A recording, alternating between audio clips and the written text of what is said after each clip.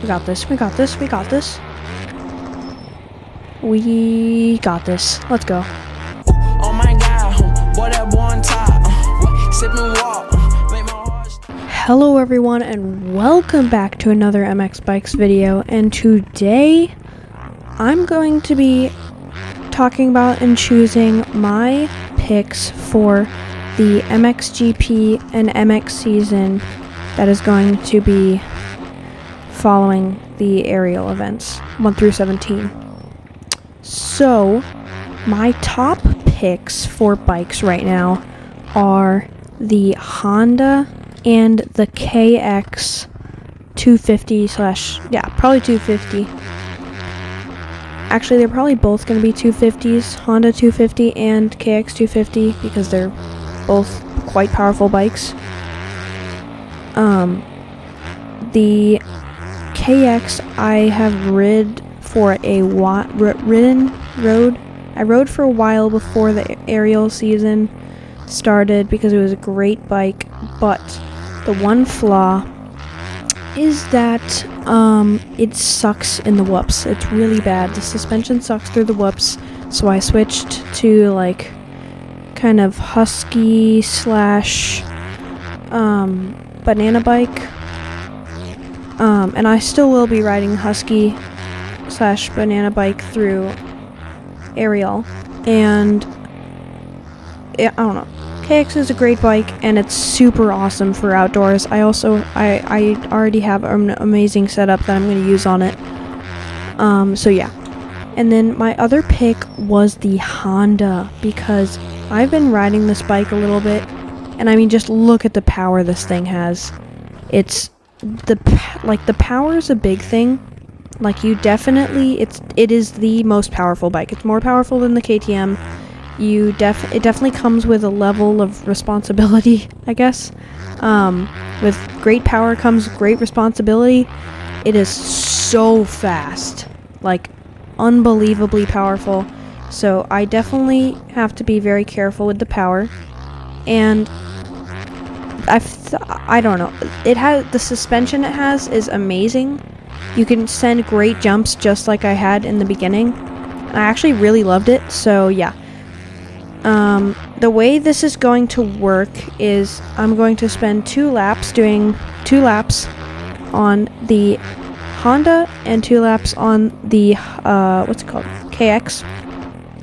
So far we've done 1 on the Honda, and we'll do 1 more.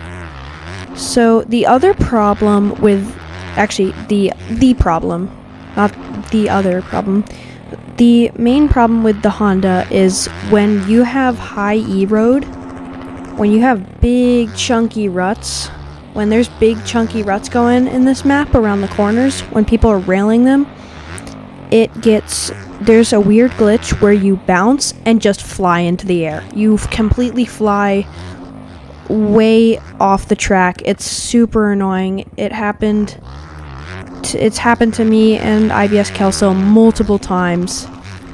We were talking about this during his stream today, or maybe yesterday, depending on when you're watching this. And the bounce is insane. So I am hesitant to ride it, but it has so much power. It could be so awesome to ride and get a good setup for my new team. This could become a really great bike to ride. So if they fix that bounce issue, this could be a very good option for me. And honestly, it feels pretty great right now. Just look at these sends I'm able to do, and then land like with no bounce whatsoever. Brakes are amazing. The turning is really good. It whips really nicely. I mean, just look at those fatties. And I mean, look at that bounce. There was almost no bounce and I landed completely flat. So yeah. This is going to be a great option. Coming up, ending our second lap here. I will now switch to the KX 450. This is a 450. I'm going to ride 450 for KX, and then yeah, we're going to see how it fares. Alrighty, we are now in on the 450 KX. This is an amazing bike. I loved normally I would actually ride the 250 on this map, just because this map is super awesome on 450s, just going completely wide open. I mean, you can on the 450s, but it's just not the same effect. And they whip so good. Both the Honda and the KX whip so well. It's absolutely mind-blowing. And riding the 250 KX through here is like such a challenge. I love it. It's super. It's if I ever like warming up before like videos, or if I've just gotten on today, then I'll just like practice on this map with 250. This map was actually my favorite map of 2023. When I made that vid, you should go watch it. Yeah. And I don't know. There's just something about the control, the turning on this bike is just amazing. Let's see if I can make. I found this transfer about a few days. Never mind, we're not making it.